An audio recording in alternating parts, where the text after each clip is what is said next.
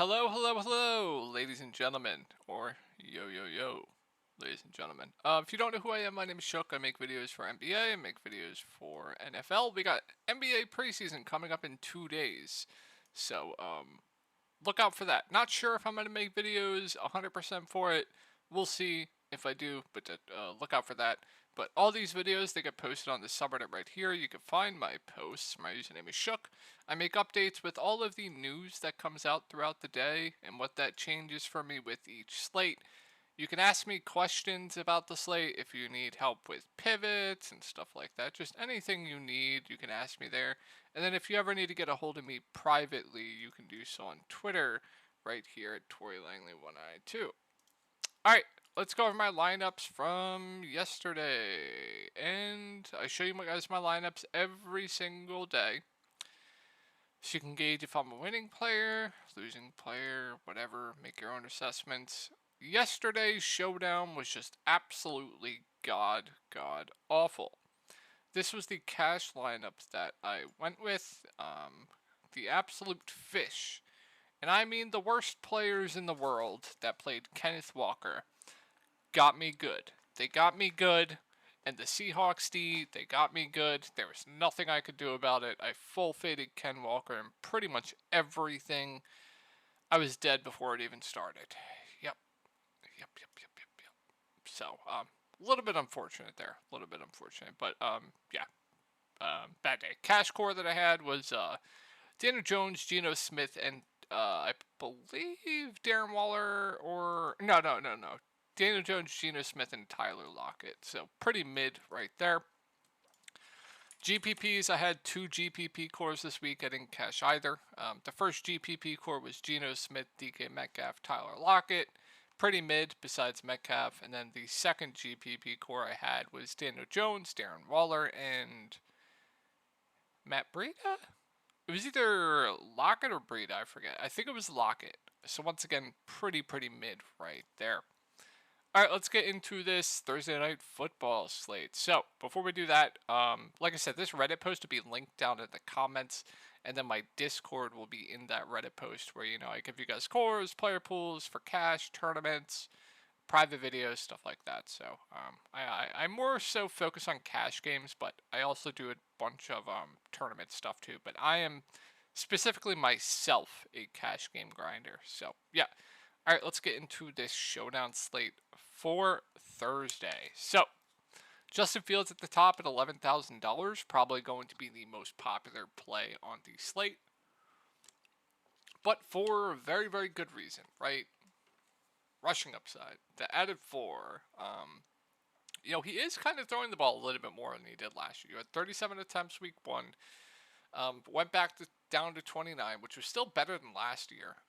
Went back down to 22, which was around last year, and then he went from 235 week 4. So obviously he's a threat inside the red zone.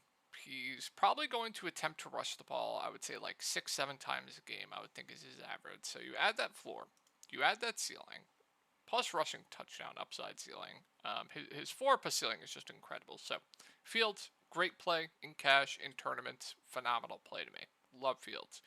All right, DJ Moore at 10K. I wished he was cheaper. I really wished he was cheaper because Terry McLaurin on the other side of this game, Chicago cannot stop absolutely anything. I just think Terry McLaurin is the way better receiver. I think, Sam Howell is going to throw the ball a lot more. So I think the floor and ceiling for McLaurin around the same price tag just makes him by far, and it's not really close for me. I think a better play than Moore.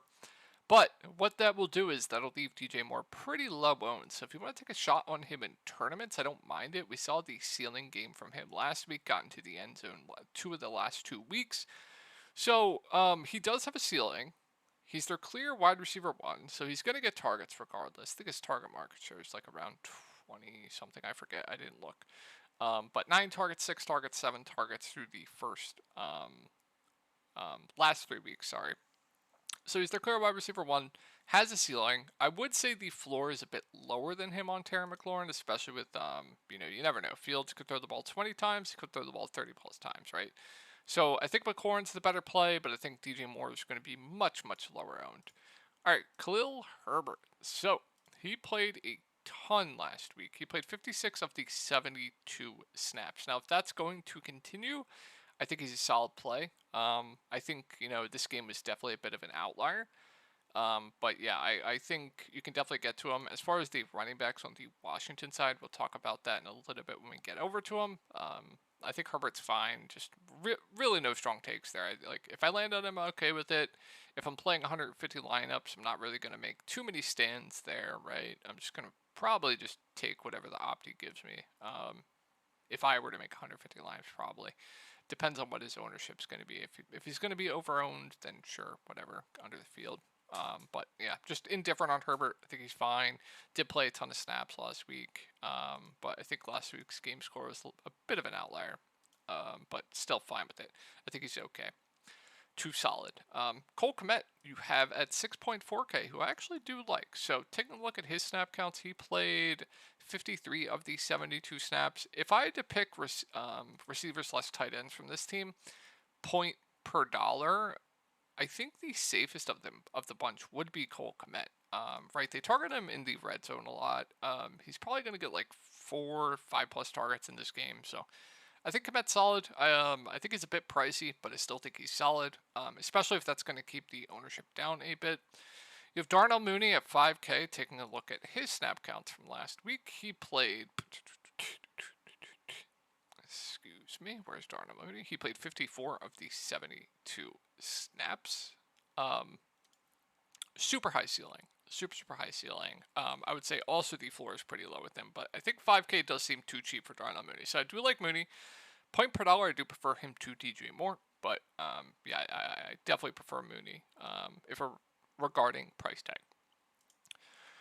Rashawn Johnson at 4.8K. I mean, I think he's pricey. It's tough for me to go there. Played 16 snaps of the 72. I don't think I can do it.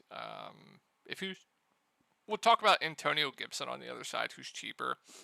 I'd just much rather play Antonio Gibson. So I don't really have too much interest in Rashawn. As far as Santos, kickers, you guys know I always like kickers. They're always pretty good values to me. The defenses, you guys know my stances there. I think Washington defense is solid. Bears, if you want to get contrarian, sure, why not? And then Claypool, I don't expect to play this guy, man. He fumbled the bag. I don't know what he's doing. Don't think he plays. So, if he does not play, let's take a look at the snap counts. You had, I don't know how to say his name. It's so tough. But you have St. Brown here at 1.8K, who I think actually stands out as a pretty good value play on the slate. Looking at his snap counts, he played 42 of the 72 snaps. He's only 1.8K. Obviously, the 4 is low with him, but if he's going to run a ton of routes, if he's going to be on the field that much, and he's only going to be 1.8K, I think he stands out to me as one of the better value plays on this slate. If you're going with punts below like 3K, I think he stands out as one of the better value plays on the slate. Going down further, you have Tanyan at $600. Taking a look at his snap counts, he played 19 snaps, was in on 12 of those being passing plays. Had 2 targets week 4, 2 targets week 2. I actually think he's a fine punt. Don't hate it, don't mind it. If you want to go there, it's fine. And I don't think I'm gonna go. Like, I'm not gonna play Mercedes Lewis. There's just absolutely no way. I think I'd rather just play Tanyan or St. Brown or just go up to the kicker, right? So, yeah, no interest in Mercedes. Just no. All right, let's move on to Washington. So Terry McLaurin kind of already went over. I definitely do prefer him to Moore. I think the floor, I think the ceiling is higher with him. Sam Howell probably going to throw the ball a lot more than Justin Fields will. Chicago can't stop anything right now, so Terry McLaurin, I absolutely love here. Sam Howell at 9.4K, I actually do like quite a bit. I think when quarterbacks are sub 10K on showdown slates, they're just too cheap no matter who the quarterback is. Already went over. Chicago cannot stop anything. So, really like Sam Howell as well. All right, Brian Robinson at 9.2K. I would like him, but the snap counts have been a little bit concerning to me. If you look at his snaps, he basically only played about half the game in week 4. Week 3, he basically, where is he? didn't play. Did he get injured? I think he might have got injured that game. Not entirely sure. Let's go to week 2. Basically played about half the game. So you see what I'm saying here. He's basically only playing about half the game right now. And scripts have been different for each game, so I don't think that's going to change much depending on script. I like him. I like the matchup. Wished he was cheaper, but I still think a solid play, especially if he's going to be lower owned because of the price point. So I'm definitely in on Brian Robinson. Just the only thing, he's not going to be involved in the passing game, so you're kind of relying on him getting into the end zone, which is scary. But I still like him just because I think he'll be lower owned due to the price point. All right, you have 2 question marks here with Dotson and Curtis Samuel. So Dotson, I believe, was limited in practice, and you had Curtis Samuel was limited. Okay, it wasn't available on Monday, but it was available today. Okay, sounds like both of them are going to play, but if I had to guess, if one would be out, it would be Dotson. It would be Samuel if I had to guess. So if both are in, taking a look at the snap counts for Dotson, basically played almost the entire game. And another kind of thing where I think he's at a price point where I think a lot of people aren't going to want to click on him. 9 targets week 4, 4 targets week 3, 5 targets week 2, 7 targets week 1. Where is he? Like I said, played pretty much the entire game, played on 41 passing plays, so I think he's a good tournament play. As far as cash games, not entirely sure yet.